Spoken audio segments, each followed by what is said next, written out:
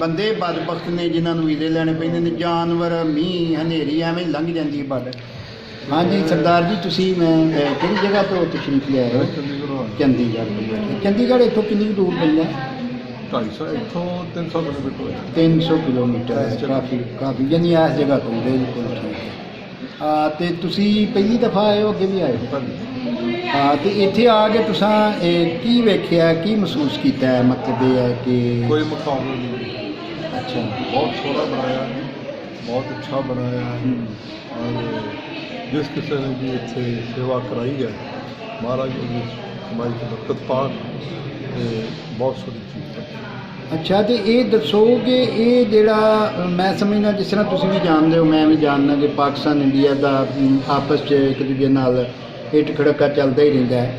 ਇਹ ਜਿਹੜਾ ਬਣਿਆ ਕੰਪਲੈਕਸ ਲਾਂਘਾ ਜਿਹੜਾ ਹੈ, ਇਹ ਕੋਈ ਬਿਹਤਰ ਆਸਾਂ ਸਾਡੇ ਵਾਸਤੇ, ਪੰਜਾਬੀਆਂ ਨੂੰ ਬਚਾਉਣ ਵਾਸਤੇ, ਕਿ ਜਦੋਂ ਵੀ ਮਤਲਬ ਅਸੀਂ ਕਿਤੇ ਜੰਗ ਹੁੰਦੀ ਹੈ ਅਤੇ ਅੱਗੇ ਅਸੀਂ ਚੜ੍ਹਦੇ ਹਾਂ ਦੋਵਾਂ ਪਾਸੇ, ਅਤੇ ਮੇਰਾ ਖਿਆਲ ਹੈ ਕਿ ਹੁਣ ਸ਼ਾਇਦ ਪੰਜਾਬ ਜਿਹੜਾ ਹੈ, ਅਗਰ ਅੱਲਾ ਨਾ ਕਰੇ, ਅੱਲਾ ਨਾ ਕਰੇ, ਅੱਲਾ ਨਾ ਕਰੇ ਕਦੀ ਇਸ ਤਰ੍ਹਾਂ ਦਾ ਕੋਈ ਮਾਮਲਾ ਹੋਏ। ਵਾਸੀ ਕਰ ਦਿੰਦਾ। ਹਾਂਜੀ ਹਾਂਜੀ ਹਾਂਜੀ, ਵਾਸਤਾ ਸੈਂਟਰ ਗੌਰਮੈਂਟ ਦੀ ਹੈ ਨਾ। ਜੀ ਜੀ ਜੀ। ਅਤੇ ਉਹਦੇ ਵਿੱਚ ਪੰਜਾਬੀ ਤਾਂ ਲੜਨ ਮਰਦੇ ਨੇ, ਦਿੰਦਾ ਕੱਖ ਨਹੀਂ। ਹਾਂਜੀ ਹਾਂਜੀ ਕੱਖ ਨਹੀਂ। ਜੀ ਜੀ ਜੀ, ਬੰਦੇ ਪੰਜਾਬੀ ਮਰਦੇ ਨੇ ਸਾਡੇ। ਹਾਂਜੀ ਹਾਂਜੀ, ਪੰਜਾਬੀ ਜਿਹੜਾ ਉਹ ਪੰਜਾਬੀ ਹੈ, ਉਹ ਭਾਵੇਂ ਜਿਹੜਾ ਵੀ ਹੈ ਜੀ। ਜੋ ਕੁਝ ਹੋਇਆ ਉਦੋਂ ਹੋਇਆ ਬੜਾ ਗਲਤ ਹੋਇਆ। ਸਰਕਾਰੀ ਦੇ ਵਿੱਚ ਜੋ ਹੋਇਆ ਜਿਹਨਾਂ ਨੇ, ਹਾਂਜੀ ਹਾਂਜੀ ਹਾਂਜੀ, ਉਹ ਤੇ ਭੁੱਲ ਜਾਣਾ ਚਾਹੀਦਾ ਸਾਨੂੰ, ਭੁੱਲ ਜਾਣਾ। ਹਾਂ, ਜੇ ਉਹ ਉਸ ਵੇਲੇ ਥੋੜ੍ਹਾ ਜਿਹਾ ਸੋਚ ਕੇ ਕਰਦੇ ਅਤੇ ਉਹਦੇ ਵਿੱਚ ਕਮ ਸੇ ਕਮ ਇਹ ਚੀਜ਼ਾਂ ਨੂੰ ਕੰਸੀਡਰ ਕਰਕੇ ਕਰਦੇ ਤਾਂ ਠੀਕ ਸੀ। ਉਹ ਮਾਸਟਰ ਤਾਰਾ ਸਿੰਘ ਨੇ ਵੀ ਸਾਡੇ ਨੇ ਕੱਖ ਨਹੀਂ ਕੀਤਾ। ਉਹ ਸਭ ਪੈਸੇ ਖਾਣ ਜੋਗੇ ਨੇ, ਕੋਈ ਕੰਮ ਨਹੀਂ ਕਰਦੇ। ਇਹ ਕੀ ਚੀਜ਼ ਹੈ? ਇਹ ਜਿਹੜਾ ਬਣਿਆ ਨਾ ਜੀ, ਇਹਦੇ 'ਚ ਜਿਹੜਾ ਉਹ ਇਹਦੇ 'ਚ ਬਹੁਤ ਜ਼ਿਆਦਾ ਨਾ ਜਿਹੜੇ ਤੁਹਾਡਾ ਰਿਹਾਇਸ਼ ਵਾਸਤੇ ਨਾ, ਜਿਹੜੇ ਯਾਤਰੀ ਆਉਣੇ ਕਰਨੇ ਨੇ ਬਾਹਰ ਦੇ ਮੁਲਕਾਂ ਤੋਂ, ਇਹ 5000 ਯਾਤਰੀ ਦੇ ਰਹਿਣ ਵਾਸਤੇ ਇਹ ਰਿਹਾਇਸ਼ ਜਿਹਦਾ ਨਾਮ ਸਰਾ ਰੱਖਿਆ ਗਿਆ। ਸਰਾਏ ਜਾਂ ਸਰਾਂ ਜਾਂ ਜਿਹਨੂੰ ਆਂਦੇ ਹੋ, ਇਹਦੇ ਵਿੱਚ ਤੁਸੀਂ ਜਾਓਗੇ ਨਾ ਇੱਧਰੋਂ, ਅਤੇ ਅੰਦਰ ਤੁਹਾਨੂੰ ਬੈੱਡ ਨਜ਼ਰ ਲੱਗੇ ਆਉਣਗੇ ਸ਼ੀਸ਼ਿਆਂ 'ਚੋਂ।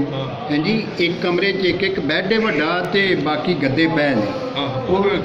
ਹਾਂਜੀ ਜੀ ਜੀ ਜੀ, ਹਾਂ। ਇਹ ਹਾਲੀ ਨਾ ਤੁਸੀਂ ਸਮਝੋ ਕਿ ਪ੍ਰੋਸੈਸ 'ਚ ਕੰਮ ਚੱਲ ਰਿਹਾ।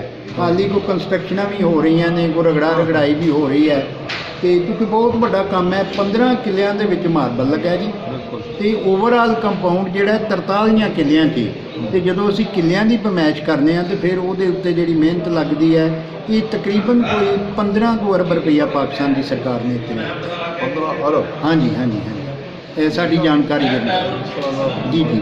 ਔਰ ਹਾਲੀ ਇਹ ਫਸਟ ਫੇਜ਼ ਜਿਹੜਾ ਪਹਿਲਾ ਫੇਜ਼ ਬਣਿਆ ਹੈ, ਇਹਦੇ ਤੋਂ ਬਾਅਦ ਦੂਜਾ ਫੇਜ਼ ਬਣਨਾ, ਜਿਹਦੇ 'ਚ 7 ਸਟਾਰ ਹੋਟਲ ਹੈ, ਔਰ ਨਾਲ ਜਨਾਬ ਸ਼ਾਪਿੰਗ ਮਾਲ ਬੜਾ ਵੱਡਾ ਬਣਨਾ ਹੈ ਇੱਥੇ, ਤਾਂ ਕਿ ਜਿਹੜੇ ਲੋਕ ਨੇ, ਔਰ ਇਹ ਜਿਹੜਾ ਸਾਰਾ ਜਿਹੜੇ ਕੈਨੇਡਾ ਅਮਰੀਕਾ ਤੋਂ ਲੋਕ ਜਾਂ ਦੂਰੋਂ ਯਾਤਰੀ ਆਉਣ, ਉਹ ਇੱਥੇ ਆ ਕੇ ਜਿੰਨੇ ਦਿਨ ਮਰਜ਼ੀ ਰਹਿਣ। ਜਿਹੜਾ 7 ਸਟਾਰ ਹੋਟਲ ਹੈ ਉਹ ਵੀ ਇਸੇ ਵਾਸਤੇ ਬਣ ਰਿਹਾ। 500 ਕਮਰੇ ਦਾ ਉਹ ਬਣੇਗਾ, ਤਾਂ ਕਿ ਜਿਹੜੇ ਲੋਕ ਦੂਰੋਂ ਆਉਂਦੇ ਨੇ ਉਹ ਇੱਥੇ ਰਹਿਣਾ ਚਾਹੁਣ ਤਾਂ ਉਹਨਾਂ ਨੂੰ ਕੋਈ ਪ੍ਰੋਬਲਮ ਨਾ ਹੋਏ। ਹਾਲੀ ਤਾਂ ਸਾਰੇ ਤੁਹਾਨੂੰ ਪਤਾ ਸ਼ਾਮ ਵੇਲੇ ਮਤਲਬ ਜਿਹੜੇ ਬੰਦੇ ਉੱਧਰੋਂ ਆਉਂਦੇ ਨੇ ਉਹਨਾਂ ਨੂੰ ਵਾਪਸ ਜਾਣਾ ਪੈਂਦਾ, ਲੇਕਿਨ ਜਿਹੜੇ ਦੂਸਰੇ ਪਾਸਿਓਂ ਆਉਂਦੇ ਨੇ ਵੀਜ਼ਾ ਲੈ ਕੇ, ਉਹਨਾਂ ਵਾਸਤੇ ਇੱਥੇ ਮਨਾਹੀ ਕੋਈ ਨਹੀਂ ਕਿ ਜਿੰਨੇ ਦਿਨ ਮਰਜ਼ੀ ਰਹਿਣ। ਹਾਂਜੀ, ਇੱਥੇ ਤੇ ਜਿਸ ਤਰ੍ਹਾਂ ਬਣਾਇਆ ਹੈ, ਪੂਰਾ ਕੋਰੀਡੋਰ ਬਣਾ ਦੇਣਾ ਚਾਹੀਦਾ ਹੈ। ਉਹਨੂੰ ਕੋਈ ਵੀਜ਼ਾ ਨਹੀਂ ਚਾਹੀਦਾ, ਕੋਈ ਪਾਸਪੋਰਟ ਨਹੀਂ ਚਾਹੀਦਾ। ਇੱਥੇ ਚਾਹੀਦਾ ਆਧਾਰ ਕਾਰਡ, ਉਹਨੂੰ ਵਿਖਾਓ ਅਤੇ ਆਓ, ਮੱਥਾ ਟੇਕ ਕੇ ਜਾਓ। ਹਾਂਜੀ, ਇਹ ਵੇਖੋ ਜੀ, ਇਹ ਤੁਹਾਨੂੰ ਚਾਹੀਦਾ ਨਾ ਕਿ ਉੱਧਰੋਂ ਮੰਗ ਕਰੋ ਆਪਣੀ ਸਰਕਾਰ ਕੋਲੋਂ। ਸਾਡੀ ਸਰਕਾਰ ਦੀ ਕੋਈ ਮੰਗ ਨਹੀਂ ਪਾਸਪੋਰਟ ਵਾਸਤੇ। ਇਹਨਾਂ ਨੇ ਕਿਹਾ ਸੀ, ਪਹਿਲਾਂ ਇਹਨਾਂ ਕਿਹਾ ਪਾਸਪੋਰਟ ਦੇਖਣਾ, ਫਿਰ ਇਹਨਾਂ ਕਿਹਾ ਜੀ 1 ਸਾਲ ਫ੍ਰੀ, ਲੇਕਿਨ ਇਹ ਕੋਈ ਤੁਹਾਡੀ ਆਪਣੀ ਸਰਕਾਰ ਦਾ ਮਾਮਲਾ। ਸਾਡੇ ਸਰਕਾਰ ਦਾ ਕੋਈ ਹੈ ਨਹੀਂ। ਹਾਂਜੀ ਹਾਂਜੀ, ਪਰ ਸਵਾਲ ਇਹ ਹੈ ਵੀ ਇਹ ਕੋਰੀਡੋਰ ਪੂਰਾ ਬਣ ਜਾਣਾ ਚਾਹੀਦਾ। ਆਖਰ ਤੁਸੀਂ ਦੀਵਾਰ 10 ਫੁੱਟ ਬਣਾ ਦਿਓ। ਜੀ ਜੀ ਜੀ, ਬੰਦੇ ਇਸੇ ਕੰਪਲੈਕਸ ਵਿੱਚ ਆਉਣ, ਮੱਥਾ ਟੇਕਣ, ਦਰਸ਼ਨ ਕਰਨ। ਨਹੀਂ, ਦੀਵਾਰ ਸਾਨੂੰ ਬਣਾਉਣ ਦੀ ਲੋੜ ਕੋਈ ਨਹੀਂ। ਇੱਥੋਂ ਪੈਦਲ ਵੀ ਆਉਂਦੇ ਨੇ ਯਾਤਰੀ, ਕੋਈ ਮਨਾਹੀ ਨਹੀਂ।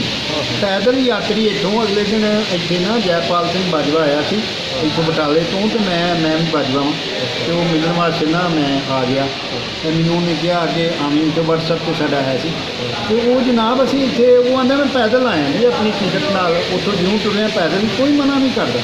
ਹਾਂਜੀ, ਤੁਸੀਂ ਆਪਣੀ ਮਰਜ਼ੀ ਨਾਲ ਗੱਡੀ 'ਚ ਆਓ, ਆਪਣੀ ਮਰਜ਼ੀ ਨਾਲ ਪੈਦਲ ਆਓ। ਕੋਸ਼ਿਸ਼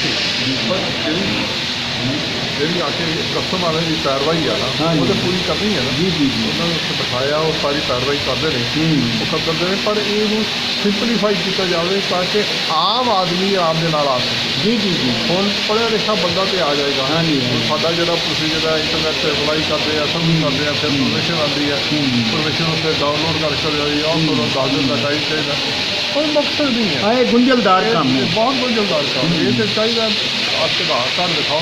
ਹੁਣ ਜਿਹੜਾ ਬੰਦਾ ਜ਼ਿਮੀਦਾਰ ਹੈ, ਜੀ ਜੀ ਉਸਨੇ ਪਾਸਪੋਰਟ ਨੂੰ ਕੀ ਕਰਨਾ ਹੈ? ਆਮ ਬੰਦਿਆਂ ਨਹੀਂ ਬਣਾਇਆ ਹੁੰਦਾ ਬਿਲਕੁਲ ਮਤਲਬ ਹੀ ਕੋਈ ਨਹੀਂ। ਹਾਂ ਜਿਹਨੇ ਬਾਹਰ ਜਾਣਾ ਉਹਦੇ ਵਾਸਤੇ ਪਾਸਪੋਰਟ ਨਹੀਂ ਹੁੰਦਾ, ਤੇ ਆਮ ਆਦਮੀ ਨੂੰ ਪਾਸਪੋਰਟ ਦੀ ਕੀ ਲੋੜ? ਚਲੋ ਪਹਿਲਾਂ ਪਾਸਪੋਰਟ ਬਣਾਏਗਾ 1500 2000 ਹਾਂਜੀ, ਹਾਂਜੀ। ਫਿਰ ਉਹ ਬਾਕੀ ਦਾ ਕੰਮ ਕਰਦਾ, ਫਿਰ ਇੱਥੇ ਆਏਗਾ। ਜੀ ਜੀ ਜੀ ਜਿਸ ਦਾ ਕੋਈ ਮਕਸਦ ਨਹੀਂ ਹੈ। ਜੀ ਜੀ ਤੋ ਇਸ ਨੂੰ ਜਿੰਨਾ ਵੀ ਹੋ ਸਕੇ ਹਾਂ ਇਹ ਤੇ ਜੀ ਇਹ ਤੁਹਾਡੀ ਦੇਖੋ ਜੀ, ਇਹ ਤੁਹਾਡੀ ਸਰਕਾਰ, ਸਾਡੀ ਸਰਕਾਰ ਤੇ ਬਹੁਤ ਸੌਖਾ ਕਰ ਦਿੱਤਾ ਹੈ। ਮੈਂ ਸਮਝਦਾ ਤੁਸੀਂ ਵੇਖਿਆ ਸਾਰਾ ਕੰਮ ਸਾਡੀ ਸਰਕਾਰ ਨੇ ਕੀਤਾ ਹੈ ਔਰ ਇਹਨੂੰ ਹਾਲੀ ਹੋਰ ਬੜਾ ਖੂਬਸੂਰਤ ਕਰੀ ਜਾ ਰਹੀ ਹੈ।